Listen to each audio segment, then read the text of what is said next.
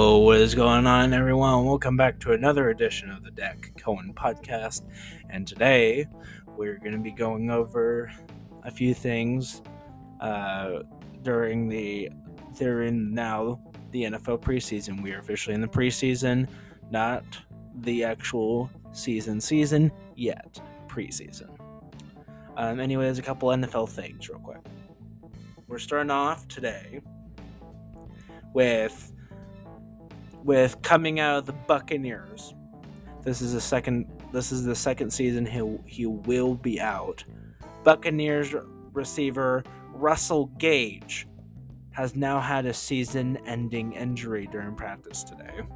Tampa Bay Buccaneers wide receiver Russell Gage will miss the 2023 season with a knee injury suffered at Wednesday's joint practice with the New York Jets, a source told ESPN. Gage was carted off the practice field in Florham Park, New Jersey, with the injury. He was in tears as he was leaving the field, with teammates taking a knee around him.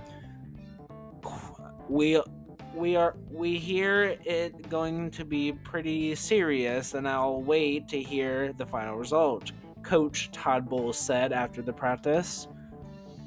Gage's injury was non-contact sustained while he was backpedaling during a 7-on-7 drills. I can tell by the way that he was sitting on the truck that it was probably something that happened pretty bad, Bowles said. Our hearts go out to him and we will see how it goes.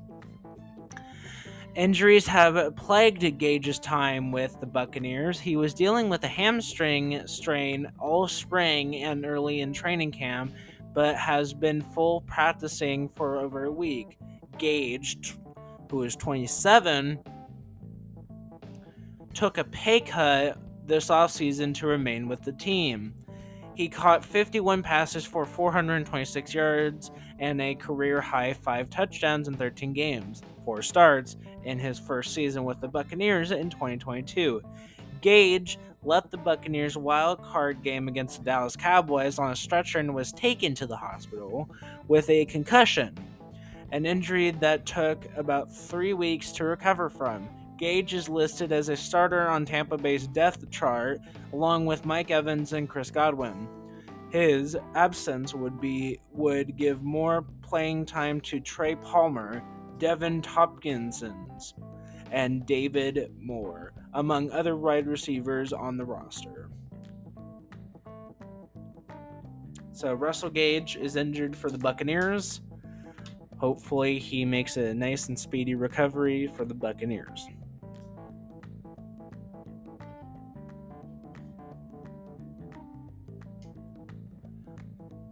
Aaron Rodgers. This is coming now out of New York. Coming out of New York. The Jets starting quarterback Aaron Rodgers is concerned about the Jets' O-line being pretty low. This would have been a good time for New York Jets quarterback Aaron Rodgers to break out his famous relaxed line from 2014. Despite 6 sacks and numerous pressures in a joint practice with Tampa Bay on Wednesday, Rodgers insisted his concern level about the offensive line is pretty low. He preached practice, suggesting the pass protection issue will get resolved once the starting 5 is set. It's August 16, so we got some time, he said. Also, it's coming up.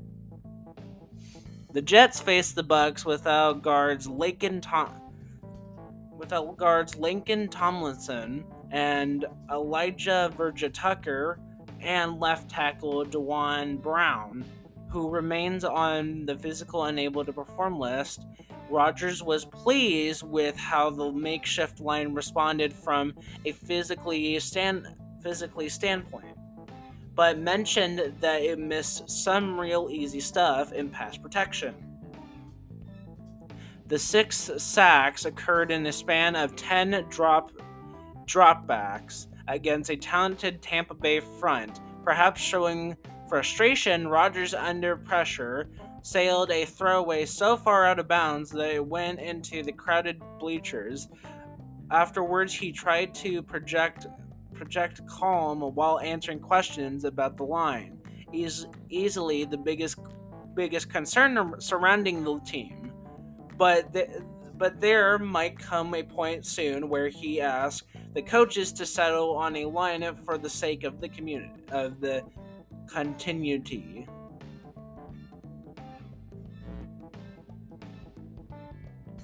I don't get concerned about things I don't have a huge role in yet, Rodgers said. That might change at some point. I might say, hey, I need the 5 who are going to be in one who are going to be in there with me for a solid week. But I don't think we're at that point because I don't think that our 5 guys that have earned those spots. So I have some patience. The Jets line struggled in last week's joint practice against the Carolina Panthers, prompting a trindle from coach Robert Salish later that evening, a scene included in this week's episode of Hard Knocks on HBO. On Wednesday, Salish declined to comment on the latest performance, saying he spent the practice on a different field with the defense and didn't see the offense firsthand. The line's situation could have improved in the coming days, as Tomlinson and Via Tucker are listed as day-to-day with their injuries. Brown, who's 37, who had a shoulder injury after the season, who had shoulder surgery after the season, is getting a lot closer to being achieved, Salish said. In addition, there are potential battles at center: Connor McGovern versus rookie Joe Tippmann, and right tackle Max Mitchell versus Bailey Turner. On Wednesday, Tippmann lined up at left guard, a position he hadn't played before. 2020 first-round pick Mika Becton is healthy and practicing at left tackle, but hasn't been able to get any first-team reps, even with Brown's sidelines. He can do it. It's just a matter of being available, said Salish, who has expressed concern about Beacon's disability in the wake of 2 surgeries on his right knee. The unsettled line has put 39-year-old Rodgers in a tough spot. He is trying to galvanize the offense, but it's difficult with a revolving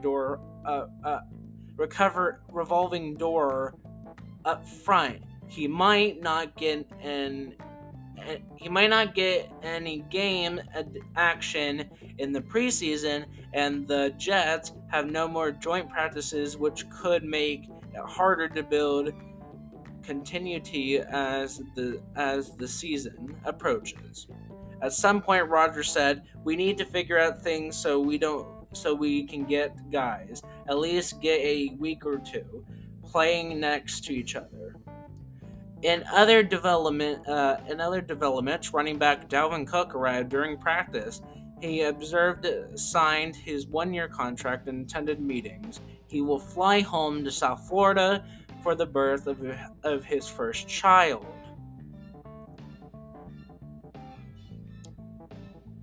Then return next week. He won't practice for about a week, having had the shoulder surgery in February, but the Jets expect him to be ready for week 1.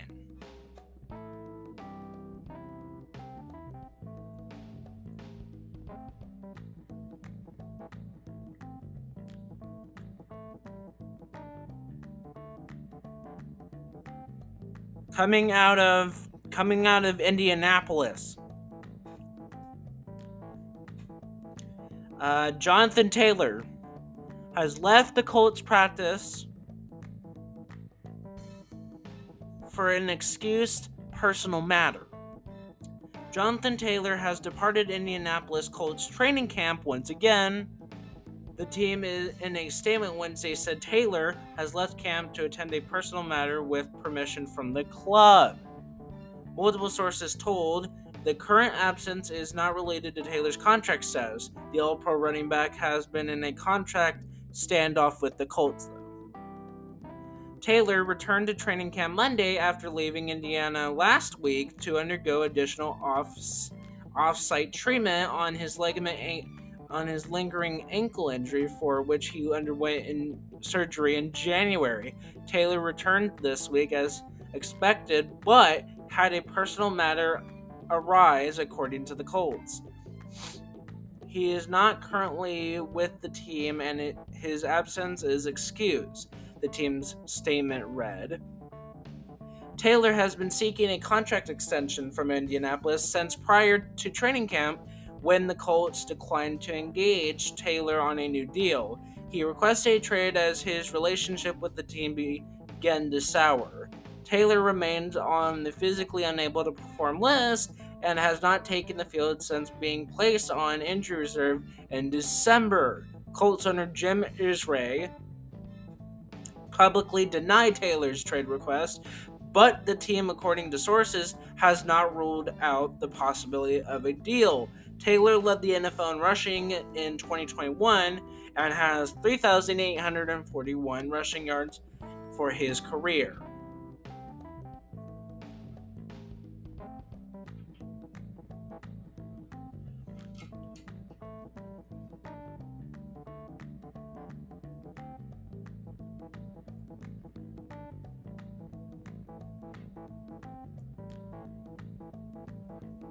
And that's about it.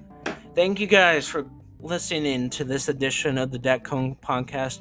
Make sure to follow on Instagram and Twitter.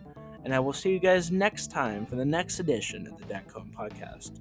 Your host, Dak Cohen, out.